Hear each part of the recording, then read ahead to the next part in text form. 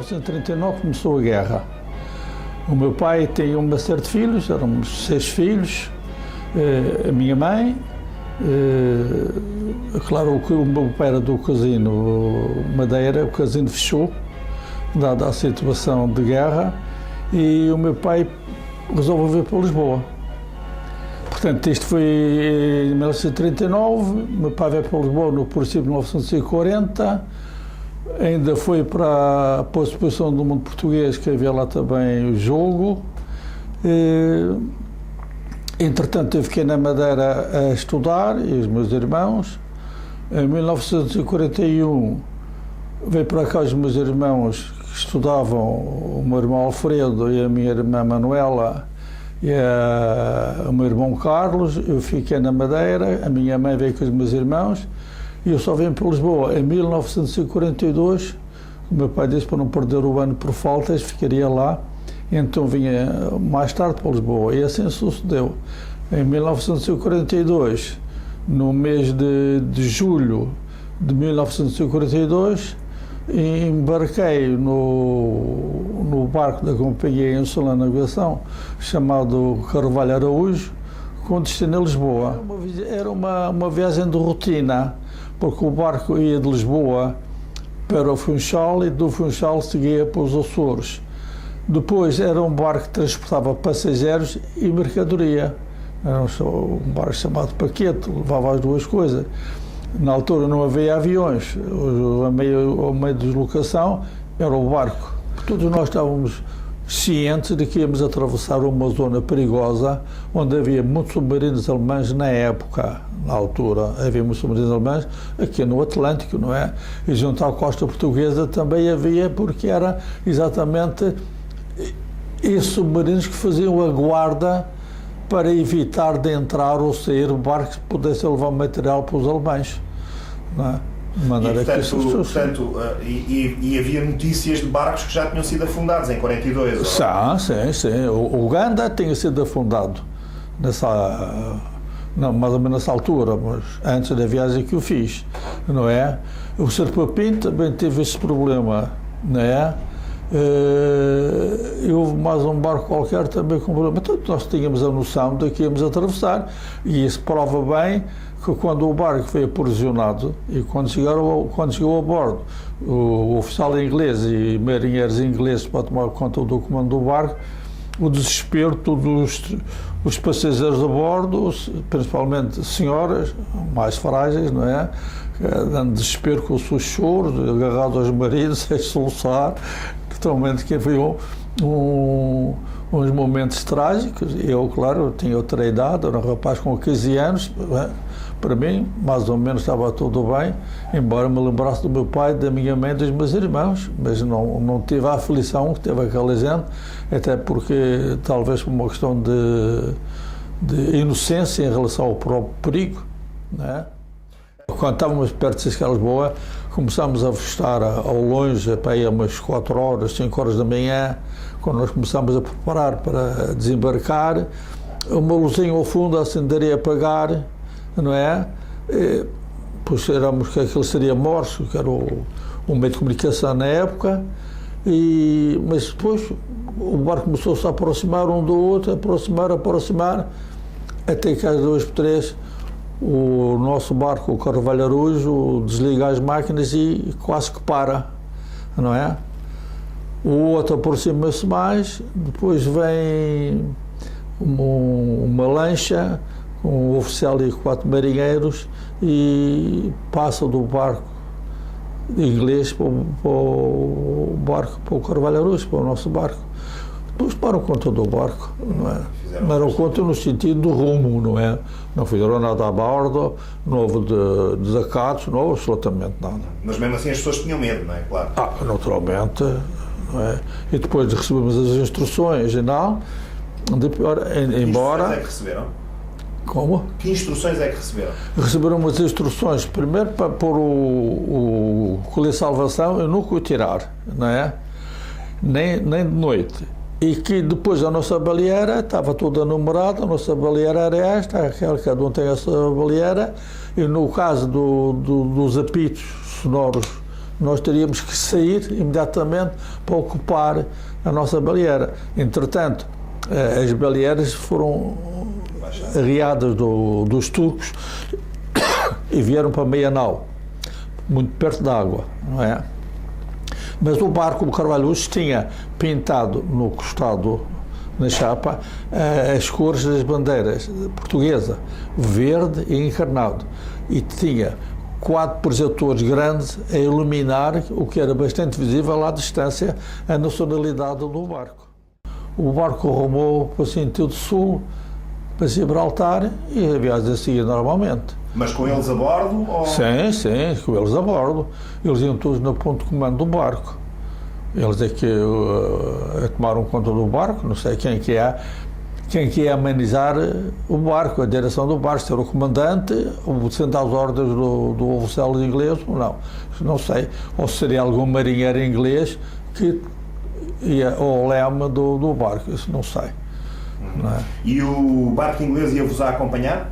Veio sempre acompanhando à distância e mais perto de Gibraltar. Então surgiram aviões para reforçar a defesa do barco. O barco depois chegou a Gibraltar, foi metido na Bahia, não é? Ao sul de Espanha, em Cádiz, e ficou ali. E depois foi passado uma rede anti-submarina para evitar a submarina.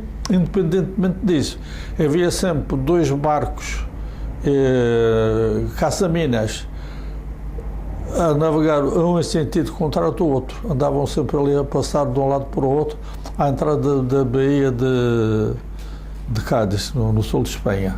A bordo ninguém saía, não se podia sair, estava tudo completamente vedado.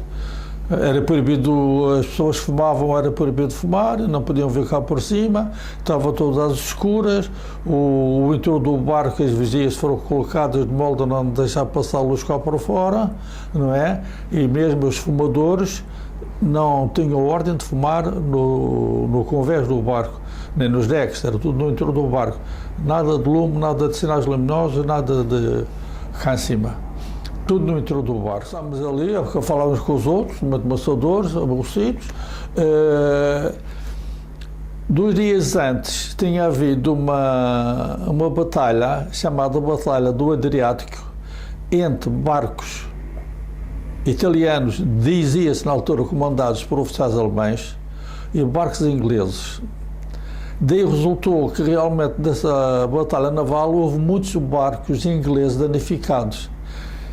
Esses barcos foram para a Bahia, foram para Gibraltar, para receber reparação. De maneira que havia um barulho muito grande de martelos, de bater ali e soldaduras, aquela coisa. Por exemplo, o nosso entretenimento era exatamente ver, arranjar os barcos com machos partidos, chaminés furadas, buracos nos cascos. Andava ali, era um entretenimento que nós tínhamos ali. Mas o outro entretenimento era também ver, porque em Gibraltar era tudo muito pequeno e havia meia dúzia de aviões, mas esses aviões estavam metidos dentro da rocha. Nós ouvíamos os aviões a trabalhar e depois de bocado víamos eles sempre um buraco fora, porque eles estavam dentro daqueles túneis, né? Aqueles buracos lá metidos dentro, não é? Reservados para evitar os bombardeamentos. As suspeitas que se dizia a bordo é que o barco levava contrabando chamado contrabando de guerra, isto é, na zona dos Açores há um peixe parecido a bacalhau, mas que é o chamado peixe-gata, que tem uma pele muito resistente e que dizem que os alemães transformavam essa pele em material bélico, que seria depois aplicado em metralhadoras, em espingardas e na ponta das asas dos aviões, não sei porquê, mas que tinha essa aplicação bélica, não é? Vinha dos Açores, acho que tinha havido 2 sócios que tinham zagado um com o outro, os açorianos, e houve um que parece que denunciou à embaixada inglesa que o barco trazia esse tipo de contrabando, não é? Era considerado contrabando. e que isso deu origem a que o barco fosse apreendido, não é? Eu não vi nada. Não sei se os ingleses chegaram a apreender qualquer tipo de produto, não é? O que eu vi foi bananas, abrir os caixotes das bananas e outras caixas lá estavam com diverso material, mas eu não vi nada. Portanto, os ingleses vieram então ao bordo a verificar tudo? Sim, sim.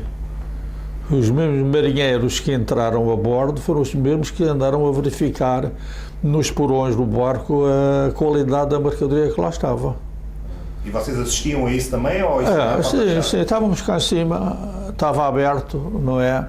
O porão estava aberto, no caso sempre podíamos ver, não é? E também vimos eles estarem a comer algumas bananas de caminho. Também comer algumas bananas, já estavam maduras. As bananas, para ter chegado cá e desembarcar, passar 3 dias, estava dentro do barco, com aquele calor, com aquela palha, aquela banana fica toda amadurecida antes do tempo.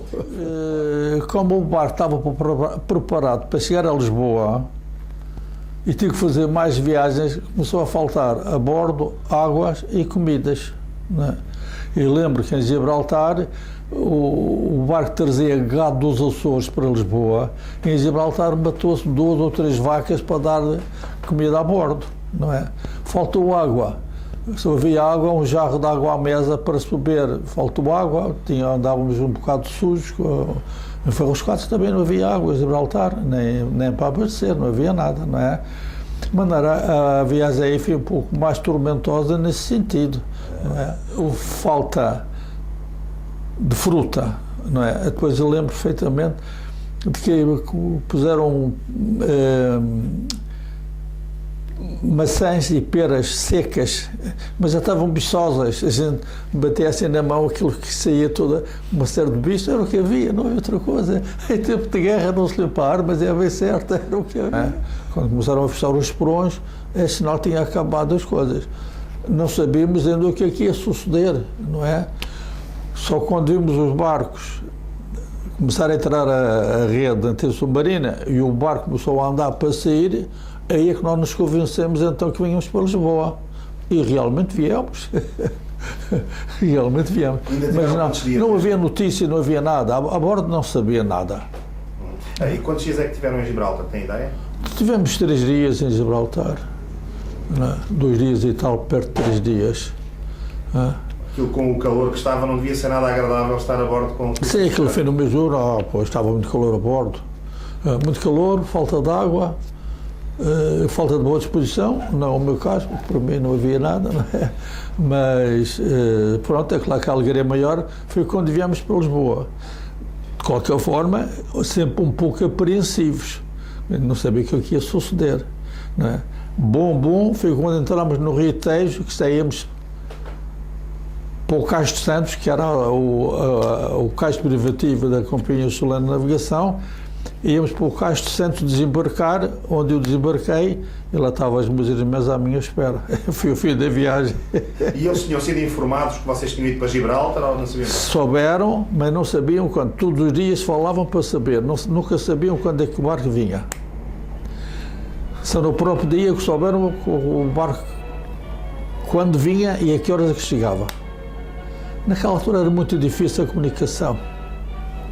Não havia mesmo comunicação como há hoje. Não é?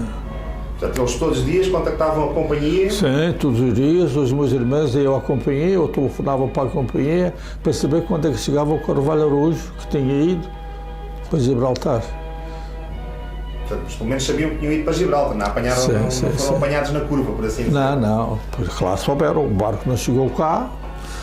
Disseram que o barco tinha sido aprovisionado e que tinha ido para Gibraltar, que estava tudo bem, claro. As pessoas dizem sempre que está tudo muito bem, mesmo que não esteja, mas enfim.